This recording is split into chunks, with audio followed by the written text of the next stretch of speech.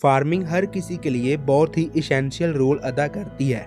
किसान हमें 3 वक्त का खाना देता है, लेकिन बदले में उसे क्या मिलता है? आत्महत्या।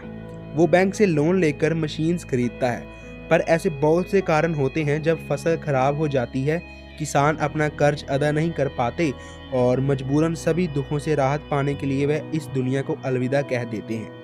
आपकी आंखों के सामने जो रिपोर्ट है वो ये बताती है कि 2021 में 10,000 से ज़्यादा किसानों ने आत्महत्या करी है। दूसरी तरफ कुछ ऐसे भी किसान हैं जो अपनी खेती से बहुत खुश हैं। आखिरकार कैसे? आइए जानते हैं। डाउन टू अर्थ के इस वीडियो को देखिए, how a small farmer can earn 50 lakh, या इस वीडियो को देखिए फीचरिंग पद्मश्री अवार्डी भारत भूषण त्यागी, जिसमें ये दिखाया गया है कि कैसे ये फार्मर सालाना 5 लाख रुपीस पर एकड़ से कमा रहे हैं।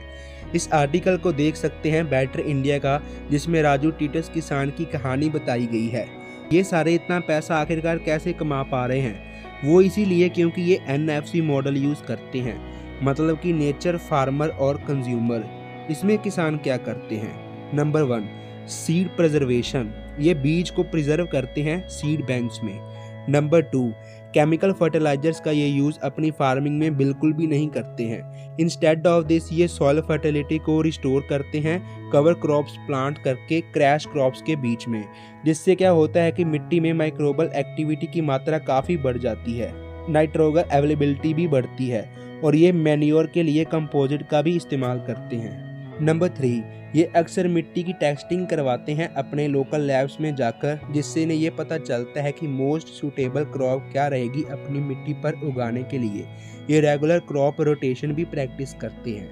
Number 4, monoculture. हर बार एक ही तरीके का क्रॉप प्लांट करने की जगह ये इंटरक्रॉपिंग करते हैं, यानी कि मल्टीपल क्रॉप्स एक ही फील्ड में, ताकि वह एक दूसरे को सपोर्ट करें। नंबर 5, ये मल्टी लेयर फार्मिंग करते हैं। 3 से 4 क्रॉप्स उगाते हैं अलग अलग हाइट पे एक ही फील्ड पर। For example coconut, coffee, black pepper एक कॉम्बिनेशन हो सकता है, या फिर मेज, ग्रीन ग्राम और ग्राउंड नट। नंबर 6, ये ट्रैक्टर्स का इस्तेमाल नहीं करते, अक्सर ये नो टिल फार्मिंग का यूज़ करते हैं। नंबर 7, ये फ्लड इरिगेशन भी नहीं करते, इसकी जगह ये स्प्रिंकलर इरिगेशन या ड्रिप इरिगेशन करते हैं। नंबर 8, पेस्टिसाइड्स और इंसेक्टिसाइड्स का यूज़ करने की बजाय मैरीगोल्ड, गार्लिक या ब्राइट कलर शीट्स का प्रयोग करते हैं। नंबर 9, ये मल्चिंग की प्रैक्टिस को फॉलो करते हैं कि बचे हुए एरियाज को ऑर्गेनिक मैटर से कवर कर दो, ताकि वीड्स को सप्रेस किया जा सके और पानी को ज़मीन में रिटेन किया जा सके। नंबर 10, ये अपनी प्रोड्यूस को मंडी में डंप नहीं करते, कोऑपरेटिव में ऑर्गेनाइज करते हैं और कंज्यूमर्स तक डायरेक्टली पहुंचते हैं, मिडिलमैन को रास्ते में नहीं आने देते। इस कमाल के मॉडल में किसान भी खुश, कंज्यूमर भी खुश और पर्यावरण भी खुश। लेकिन ये मॉडल बहुत ही रेयरली यूज़ होता है, बहुत ही कम लोग हैं जो इसका इस्तेमाल करते हैं, और जो भी लोग ये प्रैक्टिस करते हैं वो पढ़े लिखे और इंटेलिजेंट लोग होते हैं। बाकी ज़्यादातर गरीब किसान कॉरपोरेट मॉडल ऑफ फार्मिंग का इस्तेमाल करते हैं। वो खरीदते हैं बीज, फिर फर्टिलाइजर्स, पेस्टिसाइड्स, इंसेक्टिसाइड्स और फिर ट्रैक्टर।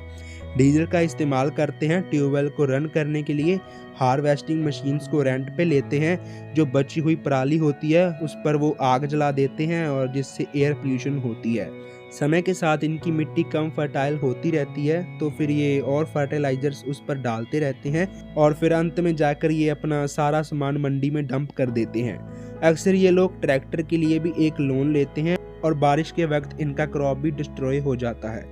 इस मॉडल में खर्चा बहुत ज़्यादा है और किसानों के लिए मुनाफा बहुत कम है, और वातावरण पर भी काफ़ी बुरा असर पड़ता है।